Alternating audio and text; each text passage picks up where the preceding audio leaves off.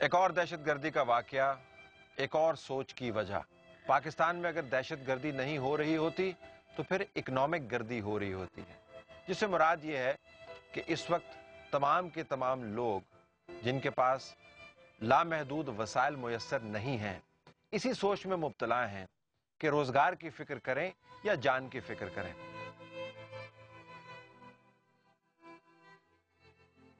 चले हम ये मान लेते हैं कि हुकूमत वक्त के पास इस वक्त ना कोई लायामल है और ना ही उनके पास ऐसे वसाइल हैं जिनके जरिए दहशत गर्दी का फिलफौर और फौरी खात्मा कर दिया जाए।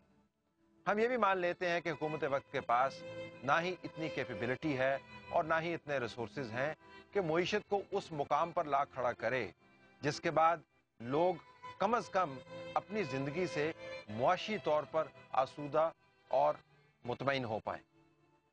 हम ये भी मान लेते हैं कि इस वक्त हुकूमत के पास रिसोर्सेज, कैपेबिलिटी, कॉम्पिटेंस, इन तमाम चीज़ों का फुकदान है और वो तमाम बड़े बड़े चैलेंजेस जो पाकिस्तान की तरफ मुंह फाड़े देख रहे हैं, इस वक्त हुकूमत उनको हल करने से कासिर है। लेकिन बाज़ चीज़ें ऐसी हैं जिनका तोड़ हुकूमत के पास मौजूद है। बदकिस्मती से ये मसाइल उन मसाइल से कहीं ज़्यादा गंभीर हैं और कहीं ज़्यादा तवील मुद्दत हैं जिनसे हम आजकल नबर्द आजमा हो रहे हैं। पाकिस्तान पिछले 63 साल के अंदर बहुत सारे मामलात के अंदर दुनिया भर को हैरान कर चुका है, लेकिन एक मामला ऐसा है जिसमें इसने ना सिर्फ दुनिया के बेहतरीन दिमागों को परेशान किया है बल्कि अवाम की जिंदगी को भी वबाल बना के रख दिया है, और वो मामला है तालीम का।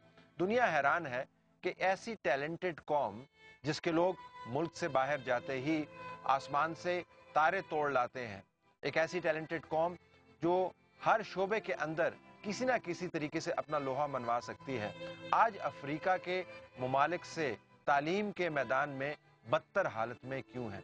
किसी को इस बात की समझ नहीं आती कि क्या पाकिस्तान के अंदर तालीम के हवाले से अभी तक कोई कौमी कंसेंसस डेवलप नहीं हुआ। क्या हुकूमतें तालीम की अहमियत से मुकम्मल तौर पर नाआशना हैं। तालीम वो शोबा है जिसको अगर दुरुस्त कर दिया जाए तो मुल्क की मईशत भी बेहतर हो सकती है, दहशत गर्दी के मामलात भी दुरुस्त हो सकते हैं और पाकिस्तान अपने टैलेंट के मुताबिक दुनिया को परेशान करने की बजाय हैरान कर सकता है। ये बच्चे पाकिस्तान का मुस्तकबिल हैं। ये रोज़ाना सुबह बड़ी उम्मीद के साथ अपने स्कूलों की तरफ जाते हैं। इनके वालिदैन तमाम तर मुआशी कमज़ोरी के बावजूद अपनी जेबों में से बचा कुचा पैसा निकाल कर इनकी तालीम पर सर्फ करते हैं। ये बच्चे पाकिस्तान का मुस्तकबिल हैं। ये मुस्तकबिल हुकूमत वक्त और हमारे हाथ में है। ये बच्चा पाकिस्तान का एक बेहतरीन सियासतदान भी बन सकता है, ये पाकिस्तान का बेहतरीन साइंसदान भी बन सकता है, ये पाकिस्तान का बेहतरीन वकील, डॉक्टर और उस्ताद भी बन सकता है, और ये पाकिस्तान का बदतरीन दुश्मन, दहशतगर्द भी बन सकता है। इस बच्चे ने अगले 10 या 12 सालों में क्या बनना है, ये हमारे हाथ में है। ये दहशतगर्दी जैसा मसला नहीं है जिसको हम हल ना कर पाएं। ये मुईशत जैसा मसला नहीं है जिसमें बैनुल-अक़वामी मदद के बगैर हम कुछ कर ना पाएं। हम ये वसूख से कह सकते हैं कि अगर पाकिस्तान ने तालीम के मामले को दुरुस्त कर दिया तो पाकिस्तान उन तमाम मामलात के अंदर पेशरफ्त कर पाएगा जिन्होंने आजकल कौम को परेशान किया हुआ है। लेकिन न जाने क्यों इस आम फहम मामले को एक तवील तनाज़े में तब्दील कर दिया गया है। तालीम के बारे में न जाने कैसे कैसे फसाने बयान कर दिए गए हैं। बयान करने का मौका आता है तो पता चलता है कि तालीम से ज़्यादा गंभीर मसला है ही नहीं।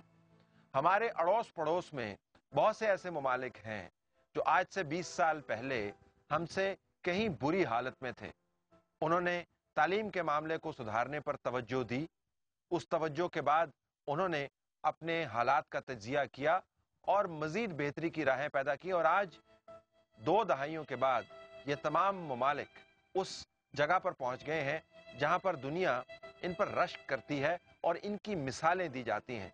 लेकिन पाकिस्तान के अंदर दहशतगर्दी, मईशत पर बात तो बड़ी होती है, पाकिस्तान की सियासत के ऊपर बात भी बड़ी होती है, इस पर भी बात होती है कि हम अपनी मुआशरत को तहजीब के मुताबिक तरतीब क्यों नहीं दे पा रहे, हमारा मुआशरा बिखर क्यों रहा है।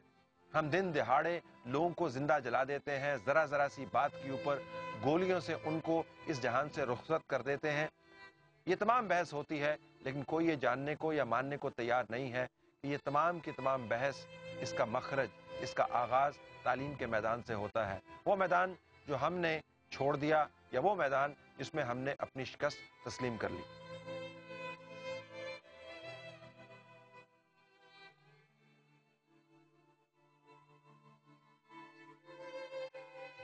तो आइए आज बात करते हैं तालीम के हवाले से पाकिस्तान के अंदर एमरजेंसी की। इसके दो डायमेंशन हैं। एक तो ये कि एमरजेंसी डिक्लेयर करेंगे और तब जाके तालीम दुरुस्त होगी, हमें जल्दी जल्दी काम करना है। दूसरा ये कि ऑलरेडी एमरजेंसी की हालत बन चुकी है पाकिस्तान के तालीमी शोबे की। अगर हमने इसको इंटेंसिव केयर यूनिट के अंदर रख के इसका इलाज नहीं किया और उसके बाद नॉर्मल वार्ड में शिफ्ट नहीं किया और इसको हमने जल्दी से रिहेबिलिटेट नहीं किया, तो ये इंटेंसिव केयर यूनिट के अंदर ही इस जहान फ़ानी से रुखसत हो जाएगा ये तमाम का तमाम शोबा, और मुल्क का हाल उससे भी बदतर होगा जो इस वक्त मौजूद है।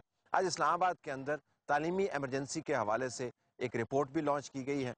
आने वाले आधे घंटे में हम आपको उस रिपोर्ट के अंदर मौजूद इंतहाई खौफनाक हकायक भी बताएंगे और कुछ उम्मीद अफजा बातें भी करेंगे। लेकिन पहले हम आपको तालीम के हवाले से अमूमी बहस के अंदर जो खामखा के आर्गूमेंट बिल्ड किए गए हैं उसके ऊपर ले जाना चाहते हैं। हम आपको बताना चाहते हैं कि हर शोबे के अंदर जहां पर आपको कुछ मसला नज़र आता है, उस मसले को तवील देने के लिए कुछ ना कुछ तावील ज़रूर दी जाती है। पाकिस्तान के अंदर एजुकेशन के हवाले से भी अफसाना है, तावीलें दी जाती हैं कि ये मामला ठीक नहीं होगा। पहले हम आपको बताएंगे कि पाकिस्तान के एजुकेशन सेक्टर के हवाले से अफसाना क्या है, और फिर उस अफसाने की नफ़ी करेंगे और आपको हकीकत बताएंगे। तो आइए देखते हैं अफसाना क्या है और एजुकेशन के हवाले से हकीकत क्या है।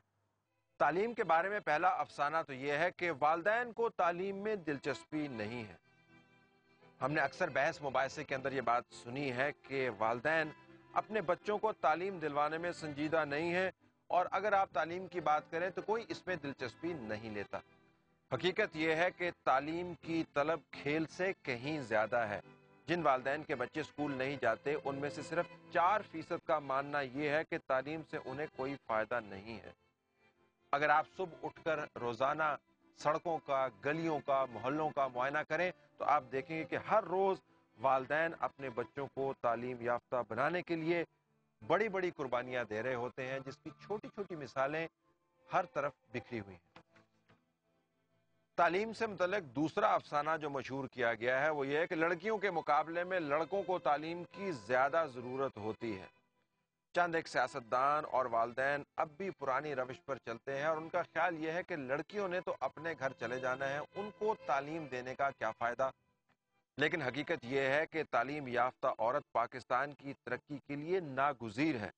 आलमी बैंक की एक रिपोर्ट के मुताबिक तरक्की पजीर ममालिक में लड़कियों को तालीम दिलवाना किसी भी दूसरी किस्म की सरमायाकारी से ज्यादा मुनाफा बख्श है।